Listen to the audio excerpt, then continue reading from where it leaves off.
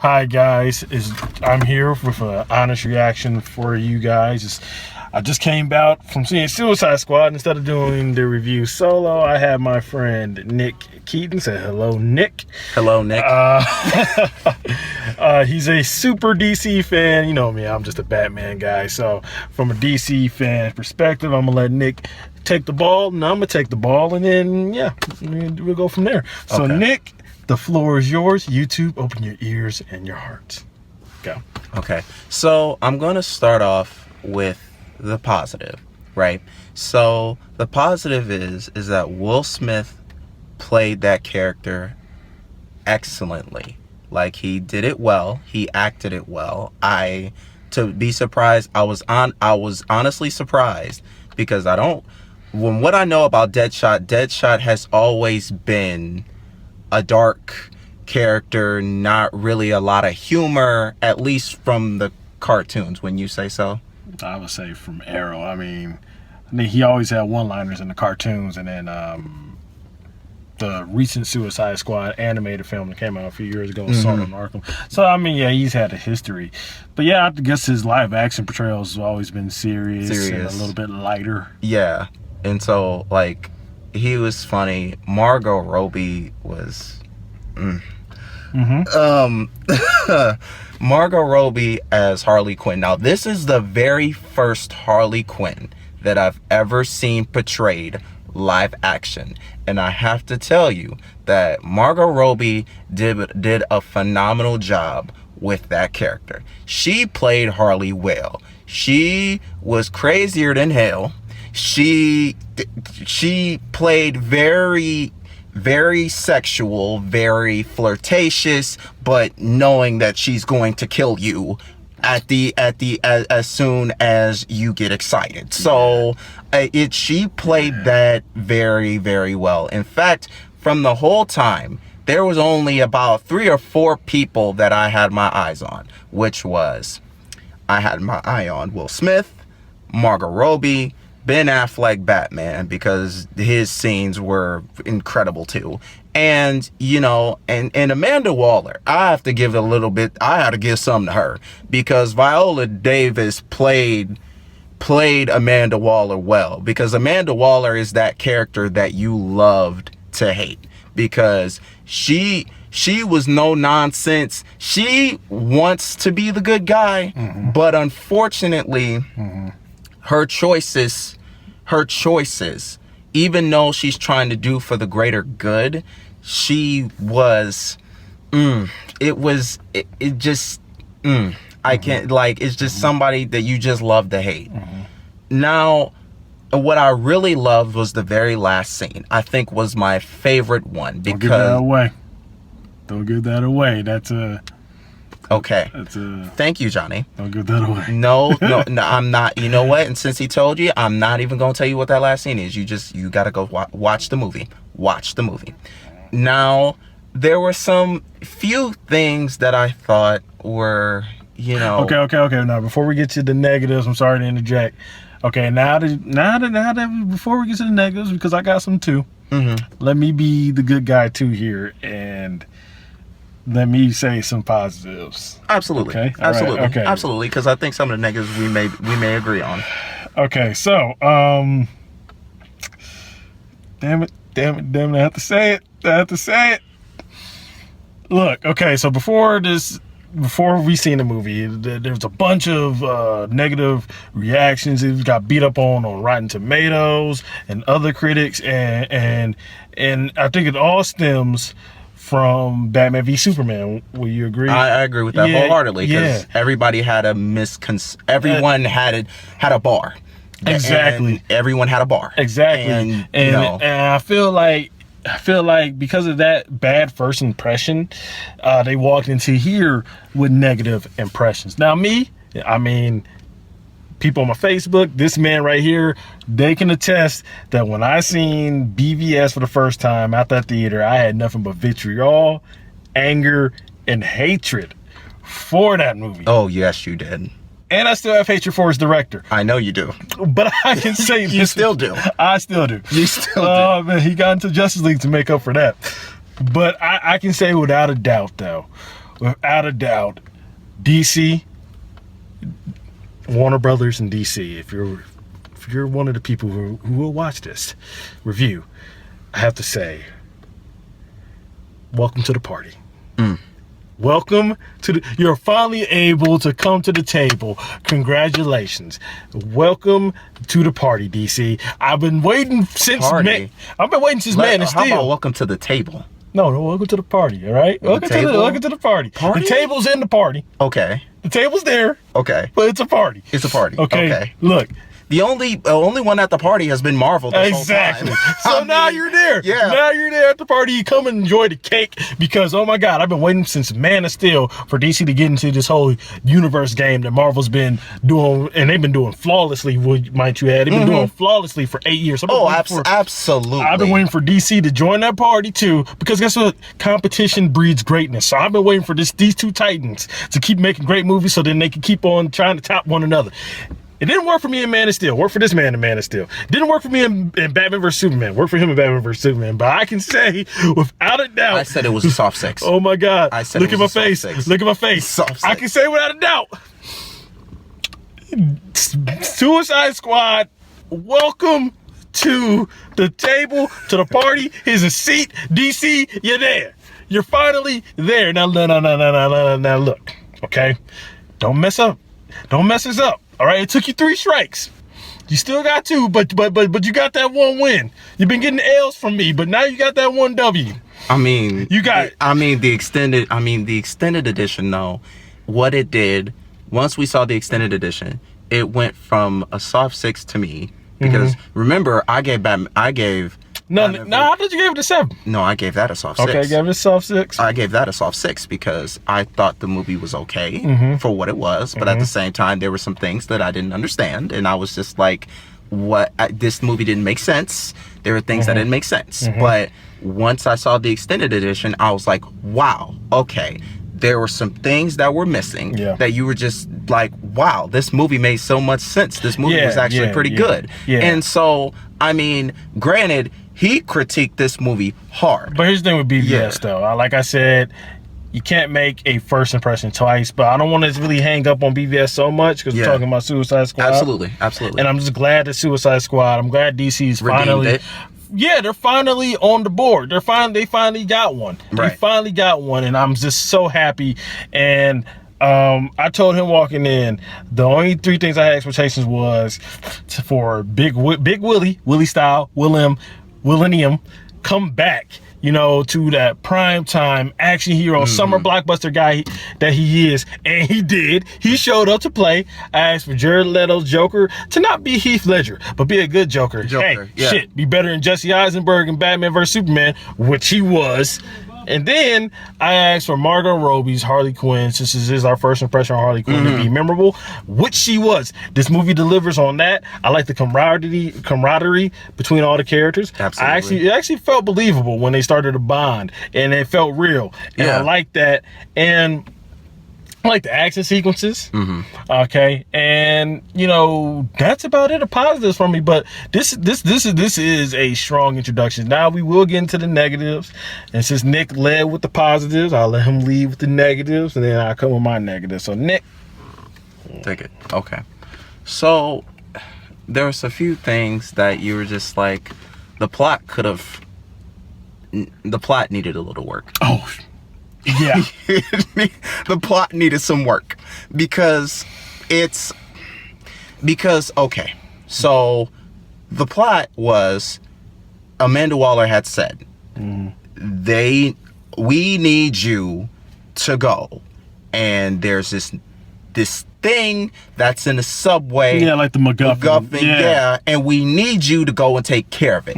That's all we really knew. I was just kind of like, okay, it's how much do you want me to say? I mean, we won't, because we don't want to go into spoiler territory, because it does get intricate. But I will say this: I think the plot was very generic. It's a plot that you see in every action film type thing. Though the one where it has a twist in the middle, and then it's very formulaic. Yeah. And It's almost felt like I was watching Die Hard or Yeah. Die Hard. Yeah. Yeah, and then, I mean, because I think we might also agree on the villain. I felt like the villain was kind of a non-factor. I felt like whoever this villain was, not going to spoil it. Yeah. It was generic. Yeah. Quite frankly, it was generic. It wasn't a memorable villain. And I don't know about you, but the pace, it kind of got a little slow. I want to say near the beginning of the second act. It got like after like about the 45-minute mark, it's got a little bit slow, but then it got back up. And I think it just I think for me, it got slow because, I mean, as much as I like Jared Leto's Joker, now he's not Heath. He's not even Mark Hamill. I mean, I'll put to be fair, he has big shoes to fill. Yeah. I mean, I'll put him above Jack Nicholson because we all know how I feel about Jack. Well, I mean, you guys don't know how I feel. I mean, he knows how I feel about Jack Nicholson. Yeah. So, he is like, for me, I haven't. I mean, here's the thing: he's in it a lot, but he's not in it enough. Mm-hmm. If that makes sense. He's in the movie a lot, but he's not in it enough. So I can't really formulate whether or not where he's going to rank until probably the solo Batman movie comes out. But from what I got, I want more. I will say that. I want more because he is different. Like, he's not going to top Heath Ledger. No. I mean, Heath Ledger was like 6 years ago. He's not going to type Heath. But what you need to do is you need to be different then. And he was very different. Yeah. And I just want to see more of him. And I mean, he was integral to the plot because he kept on weaving in and out. You know, he kept on weaving in and out. But, you know, I just want to see a little bit more from him. I will say this, okay? At least for this movie, I think I was satisfied with as much as Joker in that movie because I did not want him to detract from the main plot line because Jared Leto, from the research I've done with him, he did some weird stuff. Sending used condoms and dead pigs. Yeah, he was really getting into this character. I mean, did he study it like Heath Ledger did? I think probably did. Yeah, maybe. He did, because they're both method actors. Yeah. But let me say this, people. You see these people on my shirt right here? See these two guys on my shirt right here? That's my favorite hero of all time. That's my favorite villain of all time. Above Darth Vader. I will say this, because he's on the same level. He's not even above Darth. He's on the same level as Darth Vader for me. They're my favorite villains of all time. And I would say this, because this guy right here is my favorite villain of all time. Right. I've wanted to see more of him, I guess, because, I mean, that's my same complaint. We're not seeing enough of this guy, and it's not even his movie. And that's something I guess for hardcore Batman fans, something that we need to remember is that it's not their movie. No. So they're not going to be in it as much. Exactly. Yeah. And we need to go in there and temper our expectations because it's not their story. I mean, they're in it, but it's not their story. No, this is the story of a woman who wanted to do good, but at the same token, she had her own agenda. So about a woman who has her own agenda that's forming this team that we all knew this is going to be a mess going into this. Okay. And okay, before we score it, I like to do a little segment. It's kind of new. I mean, you guys probably saw the last two, so it's new because I didn't introduce it yet. It's called MVPs, basically, and most valuable person in the movie. This is my MVPs. So I'm gonna go first now. I'm gonna name. I have 3 MVPs, and one of them is not what he expects probably. So here we go. Here are my MVPs. Deadshot. Yeah, that's right. I'm having the top of my MVP. He's not 3, he's 1. He's my number 1 MVP because Will Smith. This is prime Will Smith. Okay. So Deadshot. All right, Harley Quinn. She stole a lot of scenes in the movie. I mean, she stole a lot of scenes in that movie, and it was expected. Now here comes my third one. Here's my third MVP. This is where it diverges. Okay, my third MVP is Amanda Waller. Viola Davis. Why did I think that it was going to be? I feel like we had 3 interpretations. Actually 4 live action. 2 on TV and 2 in film. Oh yeah, in Arrow. In Arrow we had the girl from Spartacus. I forgot her name. Yeah, no, I know what you're talking about. I didn't like her that much. Yeah, she was kind of the weakest. Yeah. We had her played by Pam. I was gonna say Pam. Pam Grier in Smallville. Smallville. Oh. And then in Green Lantern, she was played by Angela Bassett, who I wish they kind of kept for this one, but then you had to tie it into that terrible Green Lantern movie. Oh, God, no. And now you have Viola Davis, who, in my opinion, Viola Davis is by far the best out of those live action women. All good women, but she's the best out of all of the women who portrayed her, because she's the one who actually, she embodied that character. She embodied who Amanda the Waller was, and that's why she gets number 3 on my MVP. She really convinced me, that this person can actually exist in the real world. And I'm going to do something a little brave and say that maybe she's going to be the Nick Fury of this DC universe. Wow, wow. Okay. Now I hand it to you, MVPs. Well, I think that I can agree. I think, so it would probably be the same 3, but I think it will be in a different order. Okay. So, it would be Amanda Waller. All right. Will Smith and Margot Robbie. Okay. So why I did it that way was, let me start with Amanda Waller. Amanda Waller, from cartoons, even from comic books, she, like I said, was the one you love to hate. And if you were going to play her, you have to play somebody that you have a tall order playing her, because it's almost like you have to be a seasoned actress to play her. And Arrow one didn't work for me. Yeah, she was way too fresh-faced. Yeah, too fresh-faced, no seasoned experience whatsoever. I did not see the Smallville one, so I can't make any assumptions off of that. But based off of what Netflix. Okay, thank you. But what I say about Viola Davis is Viola Davis had embodied Amanda Waller to the point where I will say that I really hope that they invite her back to play her again at some point. Now, let's move on to Will Smith. Okay, Will Smith is another top tier actor of mine who plays a character who has the one-liners and also recently has been played as a serious tone. He took Deadshot and he made him charming, humanizing. He was humanized. He was charming. When I looked at Deadshot, I didn't see somebody who killed people for a living. Can I be real with you? I know a lot of people say that Will Smith has a problem because he's a big actor. He's a problem in embodying a character.